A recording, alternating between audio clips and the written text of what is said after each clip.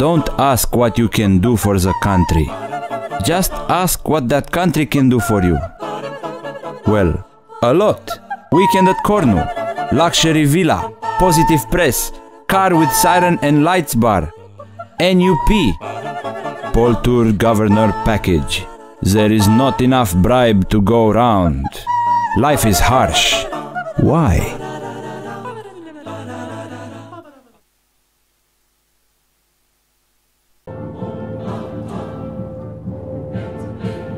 You love Romania.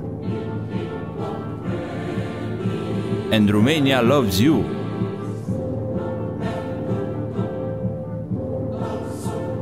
You want to save your country, but you want to save your money too. So just take advantage of our Pole Tour opposition package for the best reason in the world. Experience the real harsh transition from communism to democracy and be the hero of your time. Anytime. Anytime. Pole Tour opposition package. Save your country. Save your money. You don't want to be a hero. Hello.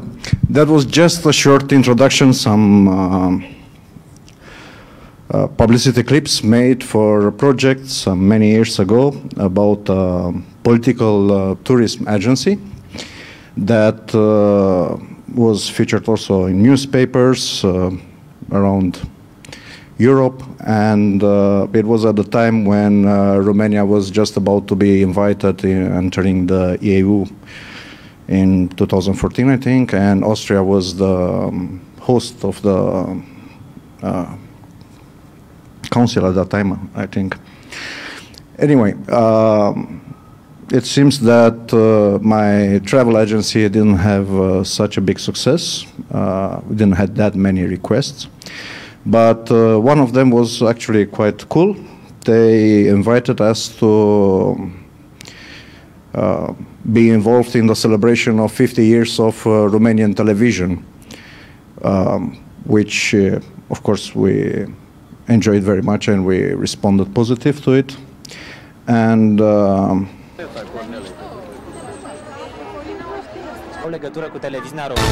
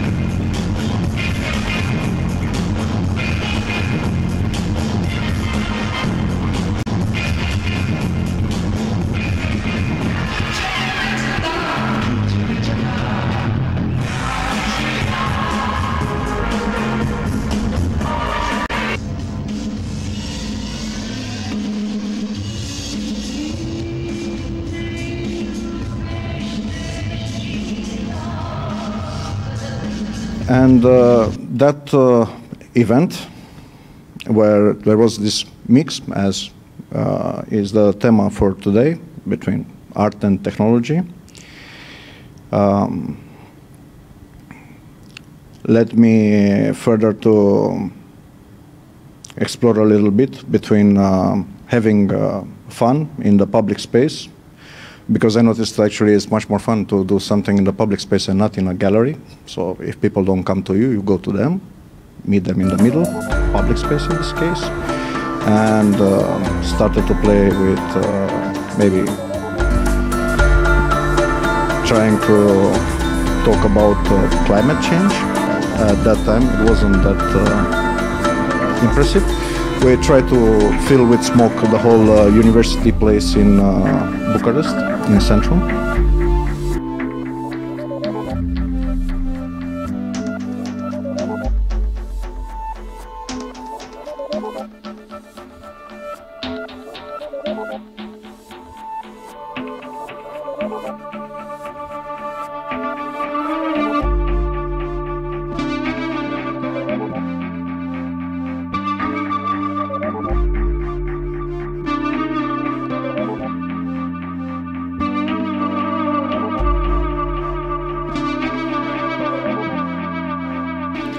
in a project with Janina Cărbunariu. We started to play with the ugly buildings of Bucharest, and as some of you know, in Bucharest there are a lot of buildings which are having this red dot, which is a sign that that building is gonna most probably fall at the next earthquake, bigger earthquake in Bucharest. So we created some blue dots telling that these buildings are an aesthetical risk for Bucharest. And during one night we signaled some of these buildings in Bucharest. One of them, unfortunately, was the police building in Centrum. And, well, they were not that happy. They took it down in about 5 minutes and invited me to a nice discussion about having an artist badge or not. The answer was not.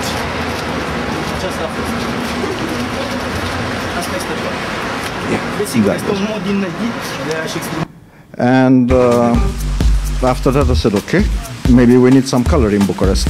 Maybe that would freshen up the city a little bit. And we colored some fountains in Bucharest.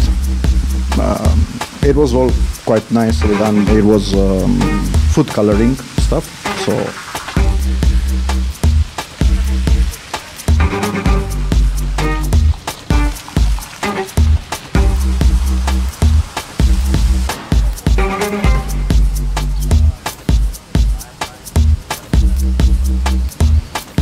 it was a hot summer.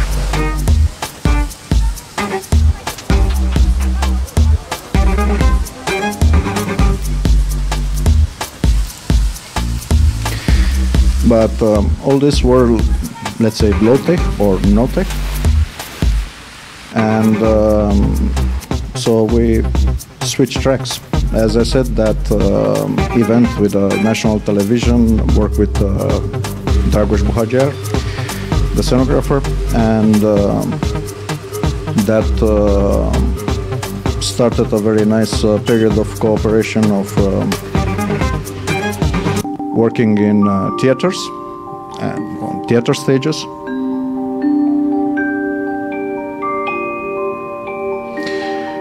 Where I was creating the video scenography. So started to have the needs for technology, like better projectors and maybe some sensors. And also working in theater, you notice that actually the actors are not repeating exactly the same every time they play on stage. Yeah, there are actually a lot of small changes during every play. And that created a problem. The video was not changing. The video was very fixed, was very, it was already programmed, so to say. At this moment, it's gonna take 5 seconds, or it's gonna take 2 minutes, and it's gonna run, and it's gonna happen on that wall and in that position, and every time. And that creates a problem. Creates a problem because the theater is a living thing, and I felt that my videos and my video scenography was quite static, was quite the same place, in the same rhythm, same everything. So I felt the need to be able to be a little bit more present during the play. But well, I cannot be in every theater every time they are playing a play. So I started to point my attention to another field, and also because that national television event, we worked there with Vlaicu Golcea, musician. And in the meantime, there was a band called Aeva, and because of my need of controlling the video in real time,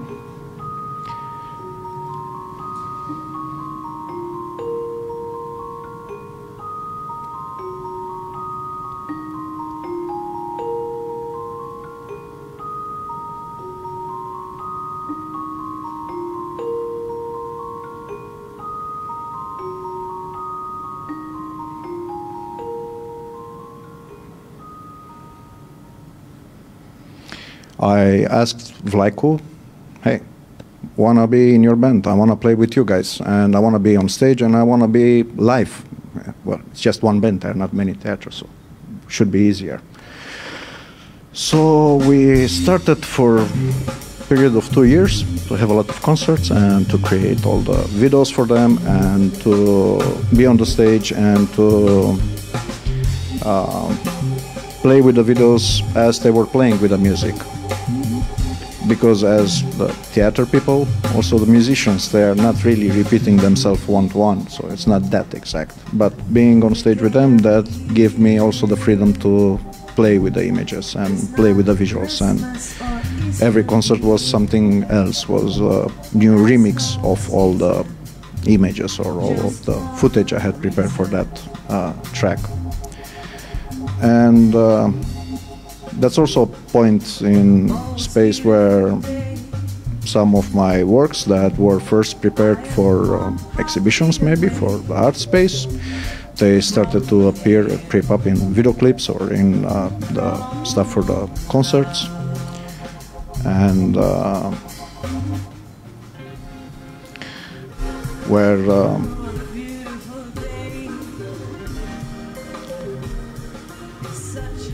I would also use a lot of inspiration, like looking at some works of my former teacher, Josif Kirali, and using his ideas and starting to play with them on stage.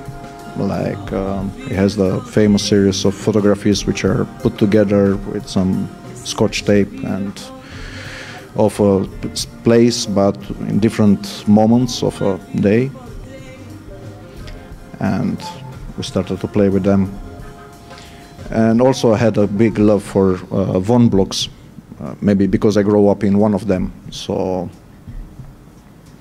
they started to creep up also everywhere, in theater pieces or in Aeva on the stage, or even later.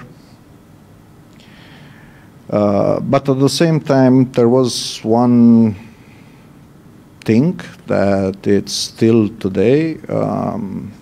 Notice that one person cannot do everything, even if it wants, and cannot be good at everything. It cannot control everything, and especially technology, you really don't have that much control. We like to think that we have, but it's not.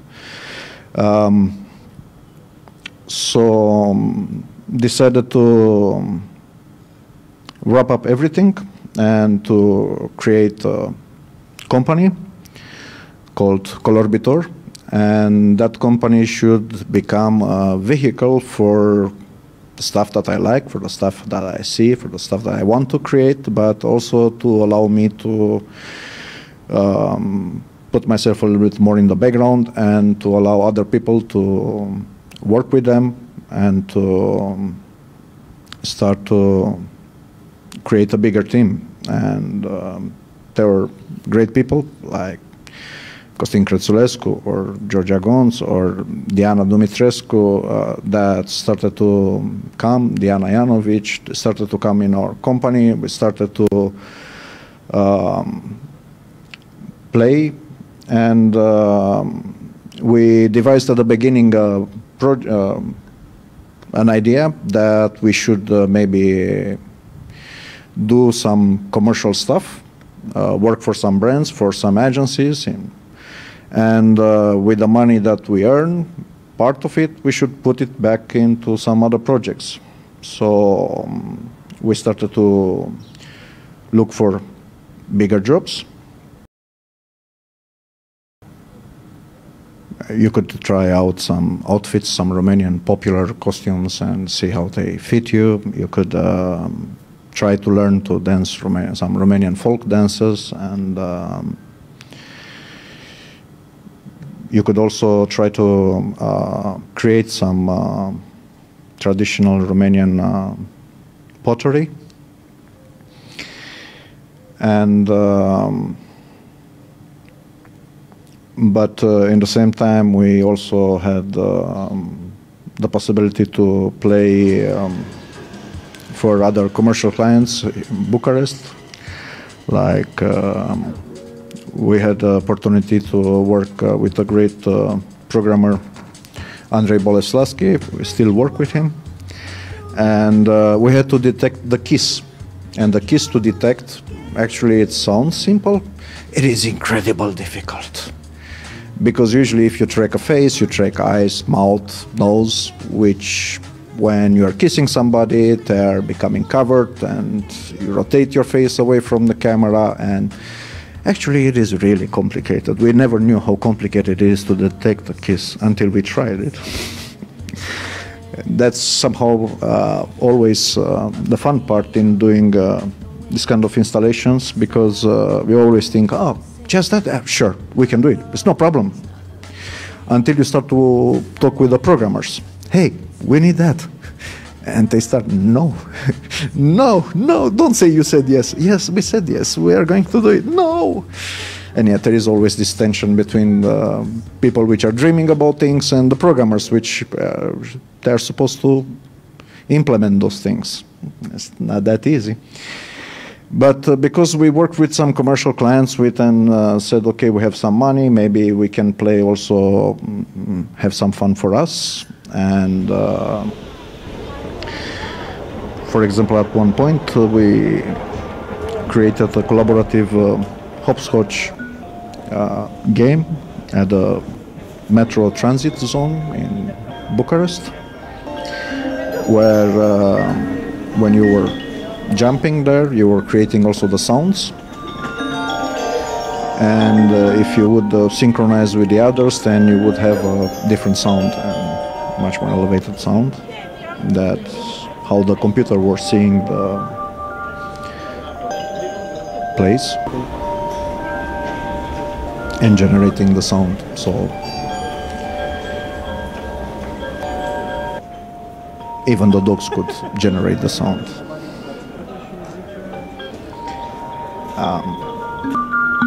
Or maybe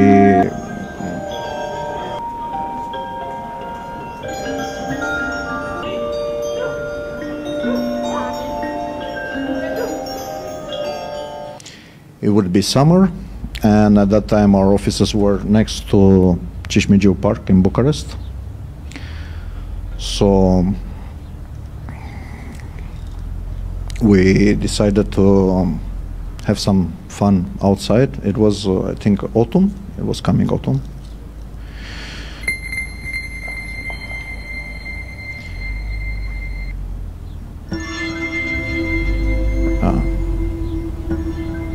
And we created an installation where every leaf that was falling down was generating a sound. It was going through some rays from the Kinect and was generating. So actually we let nature generate the music.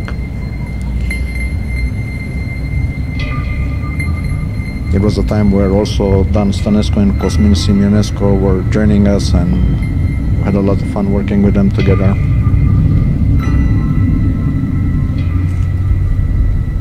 There were also some other projects during this period.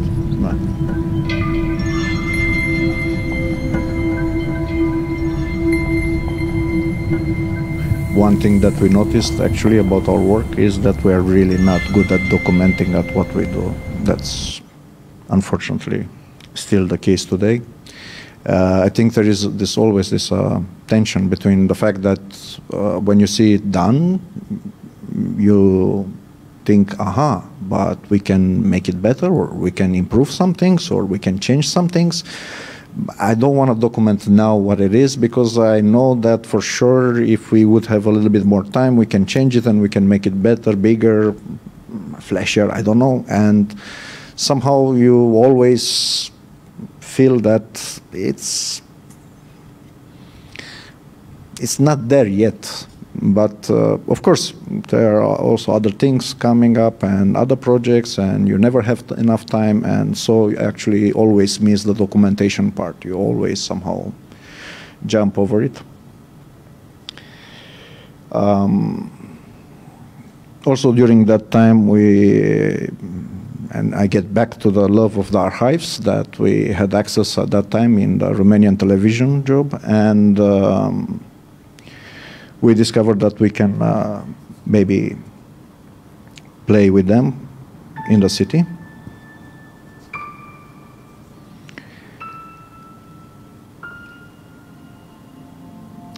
create an app so that you could see those footages where they were filmed in the same space. And we imagined it would be quite nice to be able to walk to the centrum of Bucharest, and in just one plaza you could just rotate and you could see scenes from the revolution, you could see scenes from the 30s, you could see the demonstrations of the 40s, you could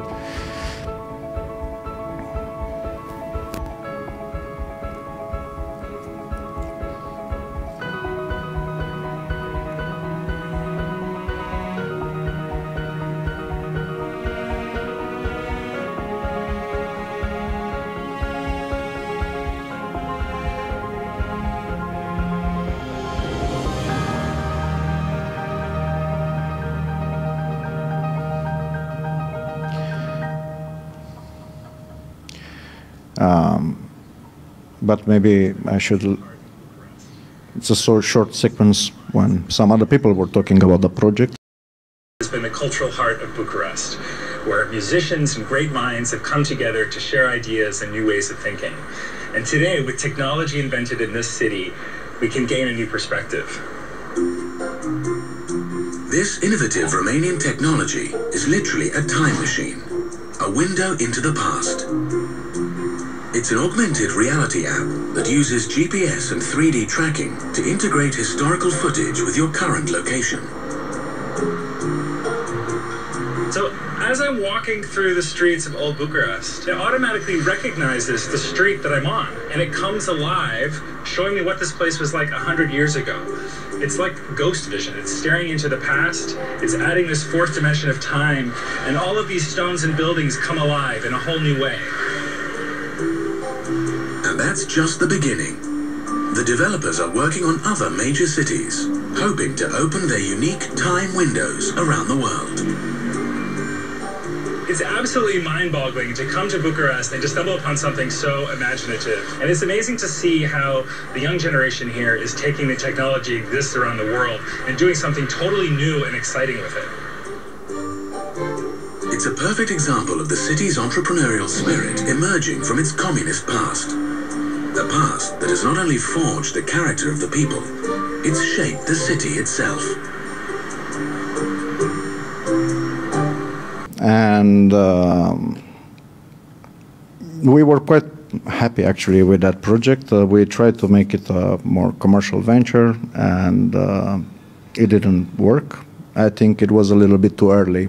The phones were still quite weak, and if it was a sunny day, we really had a problem seeing something on that screen. So more commercial jobs. One thing that we really love when we are playing with this kind of clients is that we have access to technology, and we have access to a lot of toys, and we have budgets for them. And I think that's still one of the biggest problems still today. You either have commercial jobs where you have budgets and toys, but you cannot put everything you want there. There are some limits, right? And then you have the art space where you would have the freedom to do whatever you want, but you don't have the budgets, and you don't have the toys, and you don't have the resources to put them there. And this tension is still today, unfortunately. It's still on the market. We would love to find a client that says, let's mix those worlds.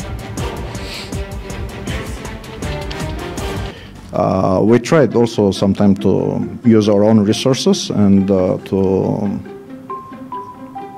not depend on any commercial partner, like for the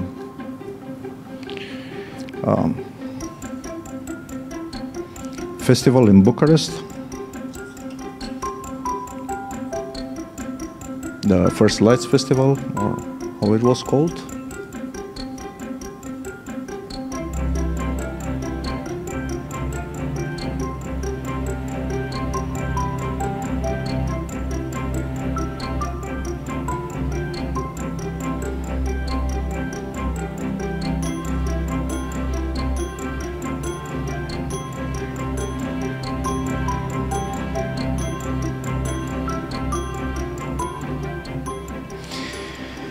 And of course, actually, there are a lot of things that actually we don't publish, that we create, or maybe we play with them and they never get actually out of the studio. And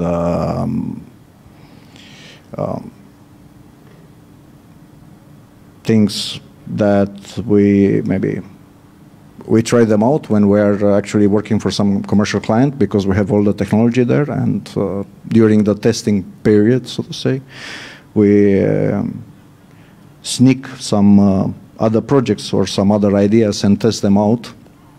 Here we were playing with some images of Bucharest, all made of point clouds, and from thousands of photographies of the centrum, and trying to fly through them using some joysticks and stuff like that. And those are so-called these invisible projects that they never get published or they never get out of our office.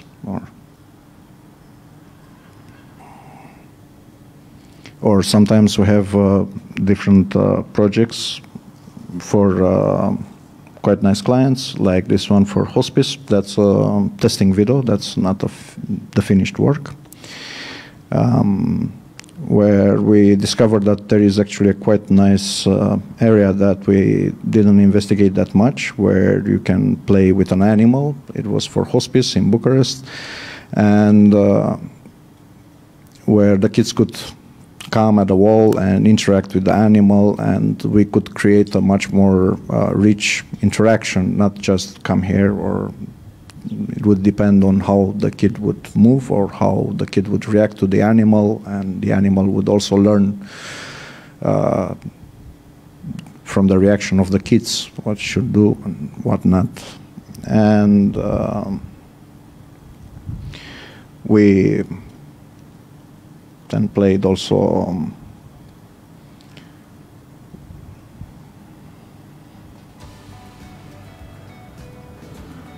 okay.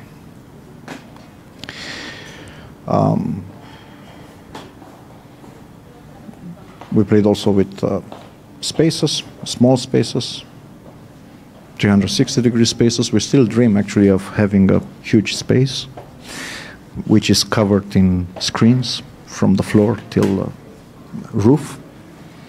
We still hope that one day we're gonna somehow get our hands on such a space and to play with it.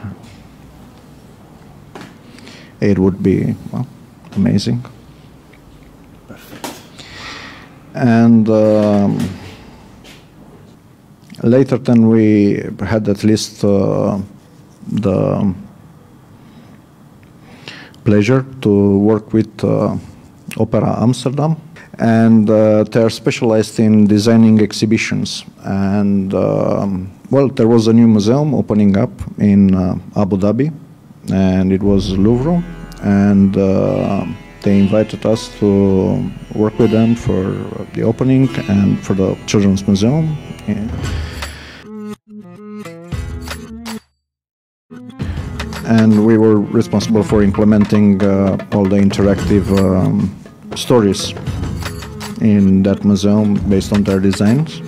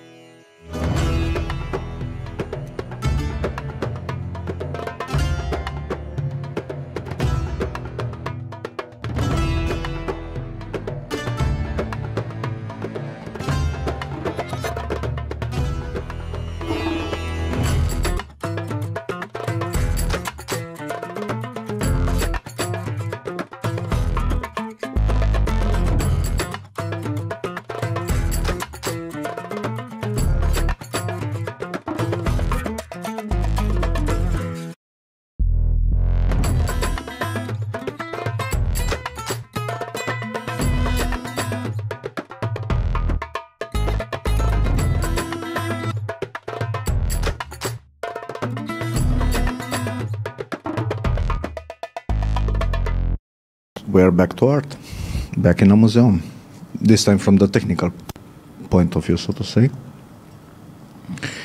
And it was quite an experience, because for the first time we had to also think about children and how they approach art or technology, and how to translate for them, how to use a work and make it easier for them to understand, and how you can create something that is playful for them. And for example, it's not so much technology. We were mapping on a plate, porcelain plate, which was also there in the exhibition. But we tried to explain how the forms are created, or how the artist got to that point, and how you would make this transition between the real flower or the real water waves and how they get represented.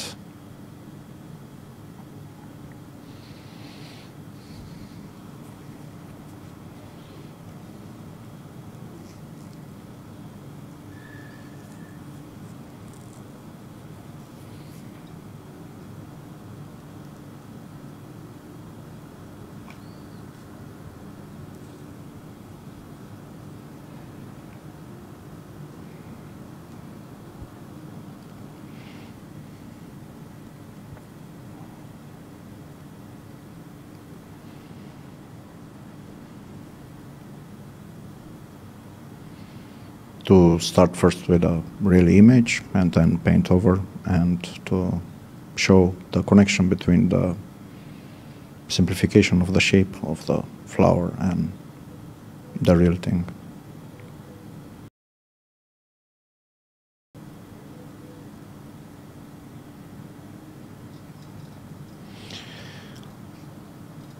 We also had a very nice piece of furniture, and we would ask them, the kids, to create their own design based on patterns from that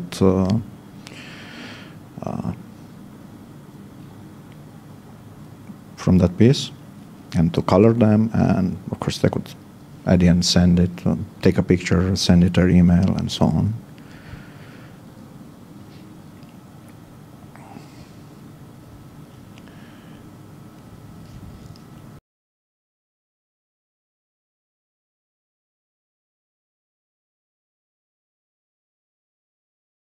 We would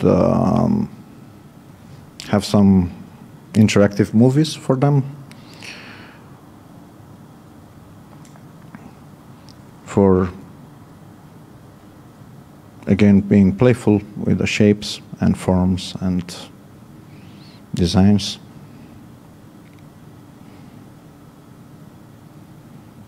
To get back to the how simple it seems sometimes something to be, like the 3 dots of color that should mix, and that was actually a process of about 2 months of working to get right the colors and their interaction and their forms and their fluidity and their mixing, and different images from different stages of the programming stage.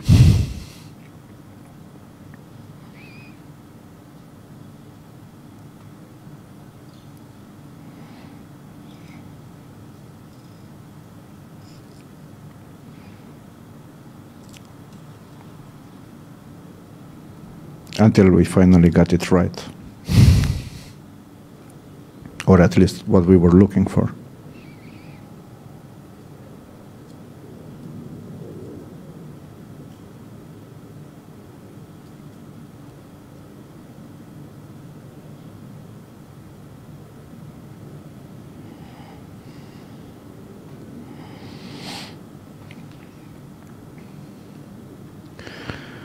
overall, it was quite an experience to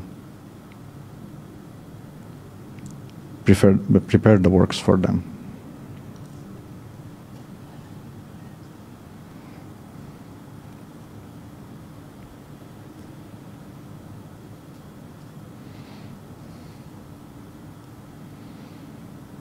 And if I'm not wrong, later that year, after the opening, we were voted as the best exhibition in the Louvre.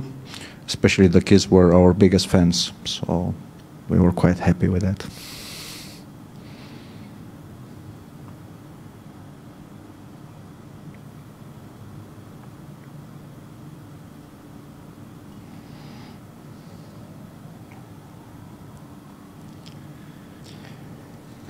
We showed a lot of stuff that we did. We could show you stuff that we like, or stuff that attracts or makes us a little bit mad, that we haven't been the ones that made that. Thank you, Daniel. I have a question listening to your presentation, and thank you so much for sharing with us all these experiences. I was curious to learn, how do you see yourself? Do you see yourself as a visual artist working with technologies, or rather a visual artist working in, I don't know, in the classic way with the offline galleries, or how did this experience with the Louvre and all the other collaboration you had changed the way you see your work and your career? That's a tough one. I do not see myself very much as an artist, because I'm asking myself all the time, what is actually an artist? Because actually you are much more a curator of people, curator of programmers, curator of ideas, curator of small snippets. Can be that sometime somebody comes in a discussion and just throws out of the blue a very cool idea that you then work with other people and try to implement it. So it's not a solitary activity, it's a teamwork. You are depending on a lot of people, and I think that's why we preferred somehow to hide everything under a brand and not under an artist name.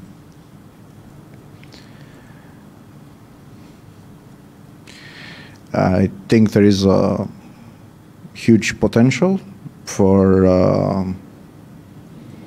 if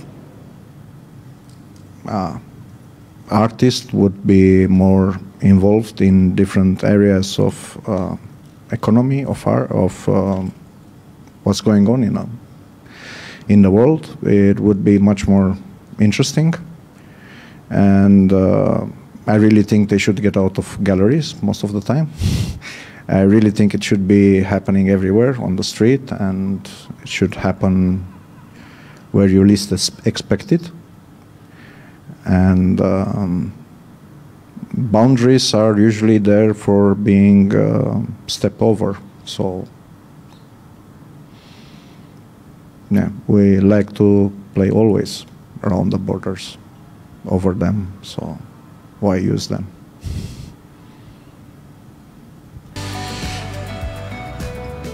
But yeah, there are nice things coming to Bucharest, so to say, during this program. And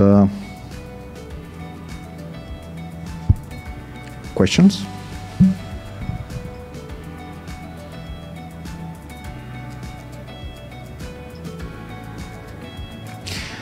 Well, if there are no any more questions, then I would say we take a break here. And thank you all for coming and for having patience with me, showing you some of the stuff we did, some of the stuff we wish we could have done, or we wish we will do in the future at some point. And hopefully we'll meet you again in some space that we can get our hands on and maybe change it, and maybe invite you to be the drivers of our change in the space, in that space. And in the future, actually, there are a lot of new technologies coming up which are really just mind-blowing. I mean, AI is coming hot. Can't wait for the moment where you could have an avatar playing with you and reacting to you and having more than just 1-2 reaction, just simple reaction, or where your mood, maybe the camera is going to read your mood, and based on your mood it's going to change that small corner of environment to reflect your mood, or maybe to help you switch to another one and to play together, or no, I think there are so many cool things coming up. Can't wait to see what is going to happen. Thank you.